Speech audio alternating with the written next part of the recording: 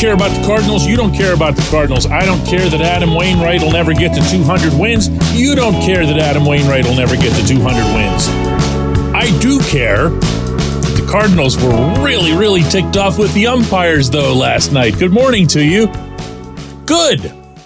Wednesday morning, I'm Dejan Kovacevic of DK Pittsburgh Sports, and this is Daily Shot of Pirates. It comes your way bright and early every weekday if you're into football and or hockey.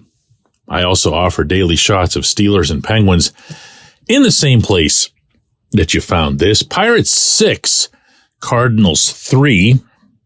I covered that one last night for DK Pittsburgh Sports. Andrew McCutcheon with a 2-run homer.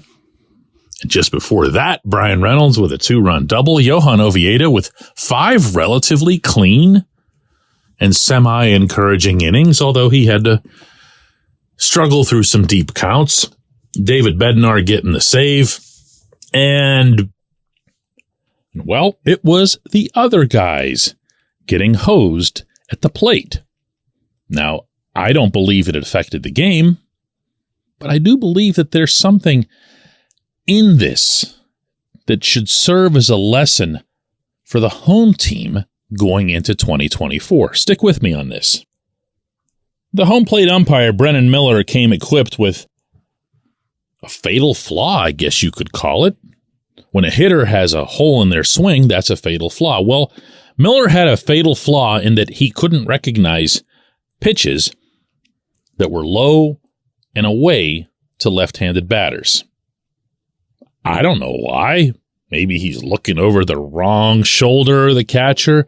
Maybe he just thinks that pitches that are down and away are strikes for whatever reason. But he was pretty consistent in calling this. Not that that makes it okay, but he was consistent. Well, Wilson Contreras in the 8th inning just erupted. And while he's been known to be an obnoxious hothead going back to his days with the Cubs, this was still something special. Wilson was initially confused, and I think he was mimicking the American League manager who recently flipped out on an ump and was drawing lines of where he thought the pitch was and everything else. Then he realized that wasn't going anywhere because it was kind of dumb since the pitch was low, wasn't outside. But the point stands. He'd been missing low and outside. Still, Wilson goes back to his original spot in the batter's box, holds his bat over his head with both hands, like what the Incredible Hulk would look like when he's getting ready to throw. I don't know. Who's the Hulk's natural nemesis? Can we just take one of Spider-Man's? Like Dr. Octopus. He's holding Dr. Octopus up and he's ready to throw him all the way out of the Marvel Universe. Only Wilson takes this bat up and slams it down to the ground. Leaves the area knowing that he's been ejected. He's going to get suspended too. Comes back out of the dugout claiming that he's looking for equipment, but he doesn't. It's a bluff so that he can go after the umpire again. Ollie Marmol, the manager of St. Louis, comes out as well. He's protecting his player. He gets tossed.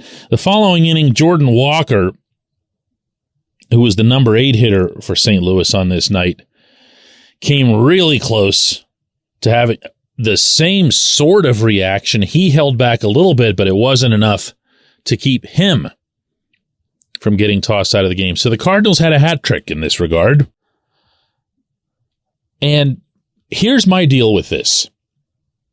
If you're the Cardinals complaining about this in Pittsburgh, or you're the Pirates complaining about this in Minneapolis, and you're being adjudicated by a home plate umpire who has a consistent flaw, who has a consistent area in which he misses, that's largely, not entirely, but largely on you. This goes back in baseball a century and a half. This is not new. This is not something for which you need StatCast, PitchCom, or any advanced data or advanced video work of any kind. In the 1800s, they knew that if an ump was missing, they had to adjust. And some of these guys had just spent the entire morning and afternoon coal mining. Now, again, I don't care about the Cardinals. I don't care if they adjust. I don't care if they've been adjusting all season long. I do know that the Pirates haven't, by and large, and that the Pirates' general approach to hitting or walking or whatever the objective is predicated way, way, way, way, way too much on a human umpire. When the robot umps come in, this variable, for the most part, is going to be lost. For the most part. For those of you who aren't familiar with how they're going to be doing that, in the minor league testing, it's not every pitch that's just automatically judged by a robot. There's an appeal process. A catcher or somebody who's assigned or authorized can raise their arm and call for a challenge, and there's X number of challenges in the game. So it's not true robot umps. It's not like you're going to have R2-D2 back there behind the catcher. But my thought here is that the Pirates spend way, way, way too much time trying to draw balls and trying to work walks. When you see what it looks like when they adopt a swinging approach. One of the players last night told me that, in fact, against Wainwright, knowing who he is and knowing he's going to stay in the zone, including with his slow stuff, and boy, was his stuff slow, they're going to go up there swinging, and they're going to mean it. And those are the kinds of hits that you saw from Reynolds, from Kutch, from Connor Joe. They let it fly, but only because the approach for that game had called for them to let it fly. When we come back, J1Q.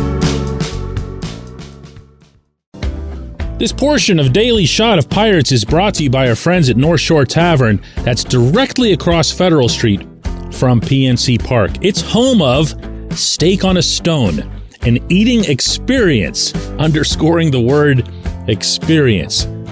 The steak is brought to you partially cooked on an 800-degree stone, and you do the rest. It's a ton of fun, it's a great meal, and it's a baseball atmosphere like no other in Pittsburgh. North Shore Tavern, right across Federal Street from PNC Park. Your front door, your car, your bike, your computer, your gun. Safety is a habit. Every day you lock and secure your home and everything you want to keep safe. Gun safety and responsible storage are no different, and the best way to help prevent accidents, misuse, and theft. If you have a firearm, own it, respect it, and secure it. Visit ProjectChildSafe.org. Brought to you by the National Shooting Sports Foundation and the Bureau of Justice Assistance.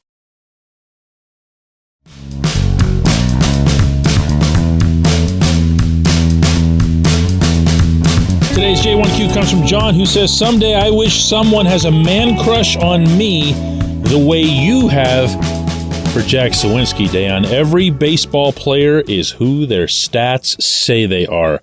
Suwinski isn't good enough at this time to start."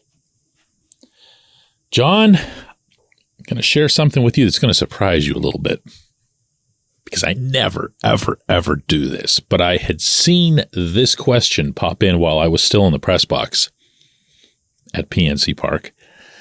And as I went down into the clubhouse, I was conducting a regular round of interviews for a column that I wrote. And I saw Jack walking by, and I said, "Jack, I apparently got a man crush on you." And I told him about your question. And I told him what my stance is on this, and we just had a good laugh about it. I'll leave the conversation that we had between us right there. I'm going to throw a couple of things back at you, John, besides that. Jack has 40 home runs and 662 major league at-bats.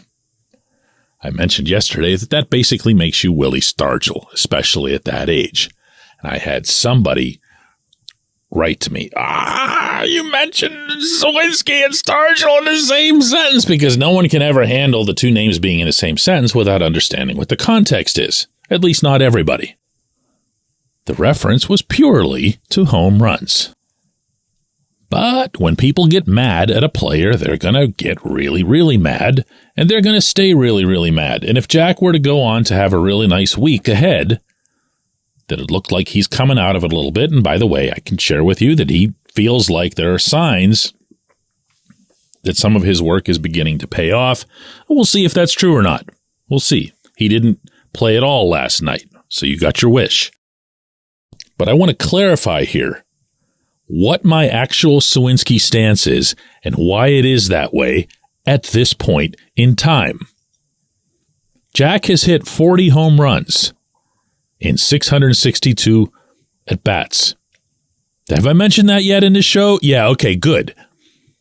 Jack had an 847 OPS going into the All-Star break, which wasn't that long ago, 6 weeks ago. 847 OPS heading into the All-Star break.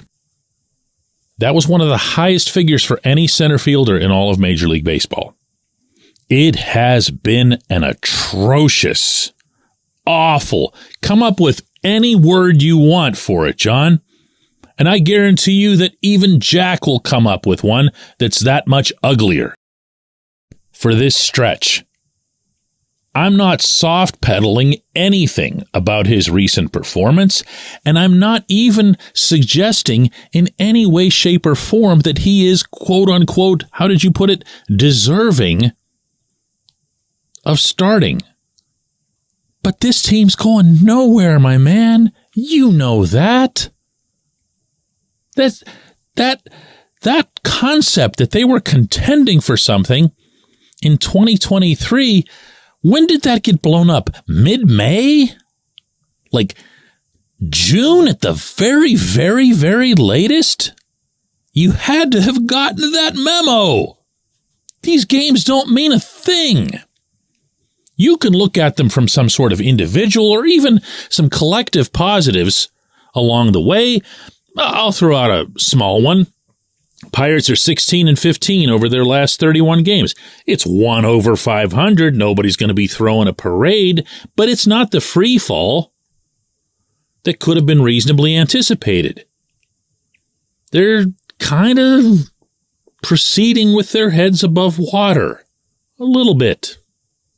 To an extent.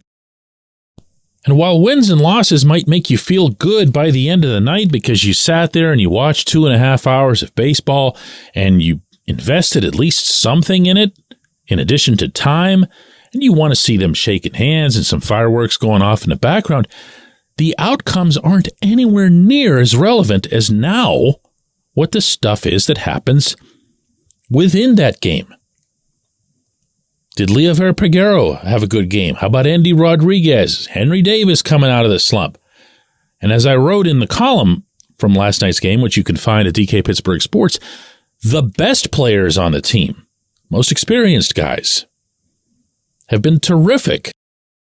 And they matter too. But Jack going out there and suffering through an 0 for 4 or an 0 for 5 on his way to trying to straighten something out so that you can have a power bat in your lineup in 2024, I'm sorry, but that's way, way, way, way, way, way, way more important than the outcome of any game when you've got a 4th place team facing a 5th place team. These games don't matter. Nobody ever likes hearing that, but they don't. I think there are circumstances in which management could have made them matter, but that ship has sailed. That ship doesn't even have any waves left after it. I appreciate the question, John, as did Jack Sawinski, and I appreciate everybody listening to Daily Shot of Pirates. We're going to do another one of these tomorrow.